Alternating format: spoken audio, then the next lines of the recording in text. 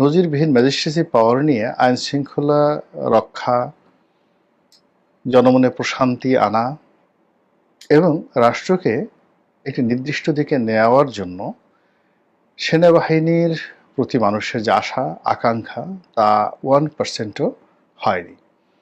এখানে কিছু সস্তা জিনিস হয়েছে, কাউকে লাঠি দিয়ে পেটানো হচ্ছে, কারো হেলমেট আছে কিনা তা চেক করা হচ্ছে, কিন্তু সত্যিকার অর্থে কোনো একটি এলাকাতে সেই এলাকার পরিবেশ পরিস্থিতি রাষ্ট্রের অনুকূলে আনা, আইন শৃঙ্খলা মানে যাকে বলা হয় শান্তিপূর্ণ করা, এই কাজটি সেনাবাহিনী করেনি।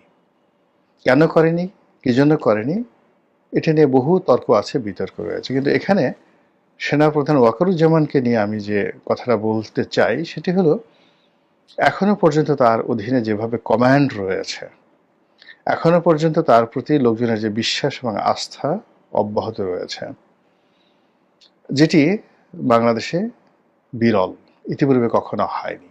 এক। 2 নম্বর হলো যে তিনি যদি এই পুরো পরিস্থিতিকে নিয়ন্ত্রণ করতে না পারেন, ইতিহাস তাকে ক্ষমা করবে না এবং তার জীবনে এতটা বিপর্যয় নেমে আসবে যে বিপর্যয় কোনো সেনাপ্রধান, কোনো মন্ত্রী, কোনো এমপি কারো জীবনে কখনো ঘটেনি। বাংলাদেশে পরিস্থিতি সেদিকে এগুচ্ছে। আর এই কথাটা এখন খুব নিষ্ঠুরভাবে আমাকে বলতে হচ্ছে এই কারণে যে আমরা ডক্টর মোহাম্মদ ইউনূসকে যে প্রধান উপদেষ্টা মেনে নিয়েছি সেনাবাহিনী প্রধানের কথায়, তার পছন্দে। তিনি যদি না চাইতেন এটা হতো না।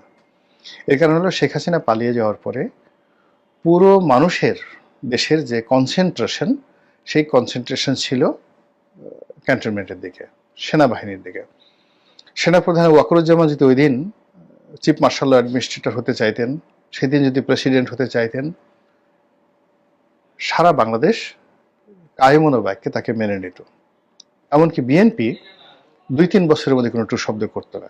আমি বিএনপির একেবারে শীর্ষ পর্যায়ের সাথে কথাবার্তা যখন বলেছি, সবসময় আমরা চেয়েছি যে একটা ইন্টারভেন হোক, শেখ হাসিনার পতন হোক, সেনাবাহিনী ক্ষমতায় আসুক এবং 5-6 বছর তারা ক্ষমতায় থাকুক, একটা লেভেল প্লেয়িং ফিল্ড করার জন্য।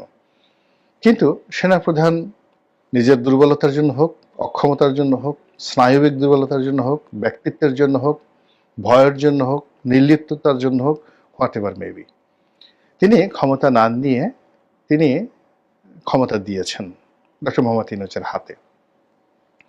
এবং তিনি যেভাবে রাজনীতিবিদদেরকে ডেকেছেন, অন্য কোনো মানুষ ডাকলে যেত না, রাজনীতিবিদরা তাকে বিশ্বাস করেছে। তিনি জনগণকে যে দৃঢ়তার সঙ্গে বলেছেন যে আমি দায়িত্ব নিলাম, সেই দায়িত্ব 1%ও তিনি পালন করেননি। তিনি বহুবার বহু কথা বলেছেন, তার একটি কথা বাস্তবায়িত হয়নি। তিনি হুমকি দিয়েছেন, ওটা করেছেন, কিন্তু অল্প কয়েকটি কথা, কেবলমাত্র বিডিআরের যে পিলখানা হত্যাকাণ্ড, সেই হত্যাকাণ্ডের তদন্তের ব্যাপারে তিনি যে ধমক দিয়েছেন, সেই ধমকে যে নো বাট নো ইফ, এটা শতভাগ হয়েছে। এর বাইরে তার ডিসেম্বর মাসের মধ্যে নির্বাচন হওয়া, আইন শৃঙ্খলা রক্ষা করার ব্যাপারে তার কমিটমেন্ট, অন্যান্য যে সকল কথাবার্তা, একটিও হয়নি।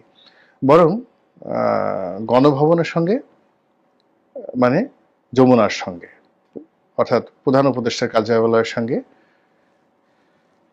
বঙ্গভবনের যে দূরত্ব তৈরি হয়েছে এবং রাষ্ট্রপতির মতো একটা পদ যে অসম্মানজনক একটি অবস্থায় পড়েছে, এই দায়িত্ব সেনাপ্রধান এড়াতে পারবেন না। এর কারণ হলো এখনো পর্যন্ত মানুষ তার দিকে চেয়ে আছে। আজকের এই ভিডিওর সবচেয়ে মূল উদ্দেশ্য হলো যে তিনি সম্প্রতি মবের বিরুদ্ধে খুব স্ট্রং একটি অবস্থা নিয়েছেন। সারা বাংলাদেশে মব হবে না, মব বন্ধ করা হবে এবং মবের সঙ্গে যারাই জড়িত হোক, সেটা বিএনপি তারেক রহমান সাহেব হোক, জামাতের আমির হোক, কিংবা ডক্টর মোহাম্মদ ইউনূস নিজে হন, সেনাবাহিনী, পুলিশ, অ্যাডমিনিস্ট্রেশন তাদের বিরুদ্ধে ব্যবস্থা নেবেন। এবং এই কথা সেনাপ্রধান যে দৃঢ়তার সঙ্গে বলেছেন সেটা আমরা বিশ্বাস করেছি, কিন্তু তার 1%ও বাস্তবায়িত হয়নি। ইন্টারনেটে দেখেন কত পরিবারে যে সকল নোংরামি চলছে, স্বামী স্ত্রী তারা যেই যাকে বলা হয় স্বাভাবিক অবস্থাতে স্বামী স্ত্রী রয়েছে, সেই রুমে মব করে ঢুকে পড়ছে এবং উভয়কে উলঙ্গ অবস্থায় সেখানে তাদের ভিডিও ধারণ করছে। সম্পূর্ণ উলঙ্গ অবস্থায় একটা মেয়ের ছবি ইন্টারনেটে ভেসে বেড়াচ্ছে, গৃহবধূর ছবি, হাতে পায়ে ধরে কান্নাকাটি করেছে, সম্পূর্ণ উলঙ্গ, নিজের বেডরুমে। এই ঘটনা কেন ঘটছে বাংলাদেশে? এবং আজকের এই ভিডিওর মূল উদ্দেশ্য হলো যে এই যে মবক্রেসিতে একজন সাবেক প্রধান নির্বাচন কমিশনার এবং বাংলাদেশে একজন মহান মুক্তিযোদ্ধা, তিনি যে অন্যায় করেছেন 18 নির্বাচনে, সে অন্যায়ের বিচার হবে, ক্রস ফায়ার হবে, ফাঁসিতে লটকান, 10 বার তাকে ফায়ারিং স্কোয়াডে পাঠান, ভিন্ন জিনিস। কিন্তু যে অপমান তাকে করা হয়েছে, এটা কোনো অবস্থাতেই মেনে নেওয়া যায় না। এই দায় দায়িত্ব সেনাপ্রধান কিভাবে এড়াবেন? এখন কি করবেন? যারা মব করেছে তাদেরকে ধরবেন? এই মবের পিছনে কি যাকে বলা হয় অনেক মাথা নেই? এই ঘটনার সাথে কি অনেক রাজনৈতিক শক্তি জড়িত নেই? তাদেরকে কিভাবে শাস্তি দিবেন? খালি ওই যে ছেলেটা ওখানে গিয়ে মানে জুতোর মালা গলায় পরিয়েছে সে জড়িত না? তার পিছনে আরো অনেকে জড়িত আছে। কেন এই জিনিসগুলো হচ্ছে? হাইকোর্টে কি হচ্ছে? বিচারকরা তারা কলম ধরতে সাহস পাচ্ছে না। যে ফাইল, যে মামলা, সেই গত 10 মাস 12 মাস ধরে এক একটা মামলা ঝুলছে, শুনানিতে আনা যাচ্ছে না। সাধারণ মামলা, এই মামলার সঙ্গে ট্যাক্স জড়িত, এই মামলার সঙ্গে রাজস্ব বিভাগ জড়িত, এই মামলার সঙ্গে রাষ্ট্র জড়িত, রাষ্ট্রের স্বার্থ জড়িত, অর্থনীতি, শিল্প, কলকারখানা জড়িত। কোনো বিচারক সেই মামলা যাকে বলা হয় তারা শুনানি করতে সাহস পাচ্ছেন না। শত শত হাজার হাজার মামলা। এই যে একটা কোর্ট একজন বিচারপতিকে ডিম মারা হলো প্রকাশ্য কোর্টে। এখন একজন বিচারপতিকে প্রকাশ্য কোর্টে ডিম মারা হলো এবং সেই বিচারপতিকে আবার ছুটিতে পাঠিয়ে দেওয়া হলো। তারপর সেই বিচারপতির কোর্ট ভেঙে দেওয়া হলো। এখন গিয়ে দেখেন তো সেই বিচারপতিকে যেদিন তাকে ডিম মারা হলো সেই দিন থেকে আজকের দিন পর্যন্ত শুধুমাত্র ওনার বেঞ্চে কত শত মামলা ঝুলে আছে এবং সেই মামলাগুলোর আর্থিক গুরুত্ব কত হাজার কোটি টাকা। শুনানি হয়নি, একটা মামলার শুনানি হয়নি। সেই কোর্ট ভেঙে আবার যে নতুন কোর্ট করা হয়েছে সেই মামলাগুলো এখনো ট্রান্সফার হয়নি এবং নতুন যে বিচারক দেওয়া হয়েছে সেও সেইভাবে মামলা পরিচালনা করছেন না, ভয়ে, আতঙ্কে। এবং আমি যেটা দেখেছি যে ওই যে বিচারক যাকে ডিম মারা হয়েছে সে শহীদ জিয়ার সম্পর্কে নাকি বিরূপ মন্তব্য করেছিল কোর্টের মধ্যে। তো তার কোর্টে, ফুল বেঞ্চ কোর্টে, সে যে কোনো মন্তব্য করতে পারে, এটা বাইরে এটা নিয়ে বক্তব্য দেওয়ার মতো কিছু নেই। এই স্বাধীনতা তার আছে। পার্লামেন্টে যে কোনো বক্তব্য, সেখানে শেখ হাসিনা নিয়ে, খালেদা জিয়াকে নিয়ে কত বাজে কথা হয়েছে, জিয়াউর রহমানকে নিয়ে কত বাজে কথা হয়েছে, পার্লামেন্টে ওইটা তার একটা স্বাধীনতা রয়েছে। তেমনি বিচারক তার রায়ে বা তার কোর্টে তার যে ফুল স্বাধীনতা দেয়া আছে যে কোনো কথা বলার, সেটা আইনগতভাবে মোকাবেলা করতে হবে, সেটা ডিম মেরে নয়। এই কাজ যারা করেছে কিচ্ছু হয়নি। ফলে কি হলো? যে বিচারক তিনি একজন প্রফেশনালি, আমি তাকে ব্যক্তিগতভাবে চিনি না, আমি তাকে শুনেছি তিনি প্রফেশনালি অনেস্ট, আমি তার নামও জানি না, অনেস্ট, এবং প্রতিদিন 80 থেকে 90টি মামলা তিনি নিষ্পত্তি করতেন। যেদিন ডিম খেয়েছেন তার পরের দিন থেকে ডেইলি 2টো করে মামলা তিনি নিষ্পত্তি করেছেন, নট মোর দেন 2। এইভাবে কয়েক মাস চলেছে। আর যত মামলাগুলো তার ওখানে ছিল সেগুলো দীর্ঘমেয়াদে ব্ল্যাকলিস্টেড হয়ে গেছে। এরপর তাকে 3 মাসের ছুটিতে পাঠিয়ে দেওয়া হয়েছে। এখন তার চাকরি আছে কি না আছে জানি না, তার যে বেঞ্চার ছিল সেটা ভেঙে দেওয়া হয়েছে।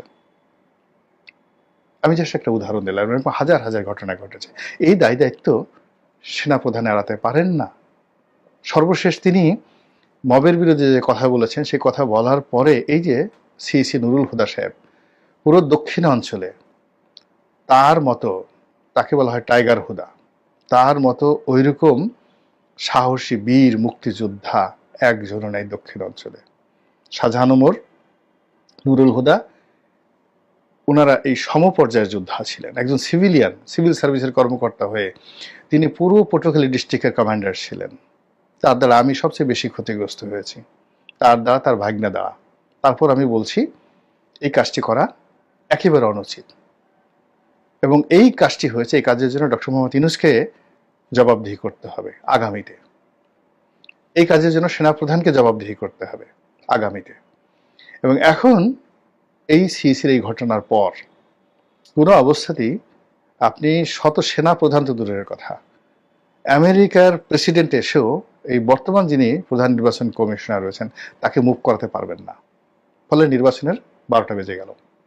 এই একটা কাজে পুরো নির্বাচন কমিশনের মধ্যে যে আতঙ্ক ছড়িয়ে পড়লো, এর ফলে কিসের ফেব্রুয়ারিতে নির্বাচন, যত সব বোকাস কথাবার্তা। এই জিনিসগুলো আমাদের যে সম্মানিত সেনাপ্রধান, তাকে বুঝতে হবে যে তিনি কি করে চলেছেন, তার প্রতি জনগণের বিশ্বাস কি, আস্থা কি। আজকে আমার মতো মানুষকে কেন এই কথা বলতে হলো?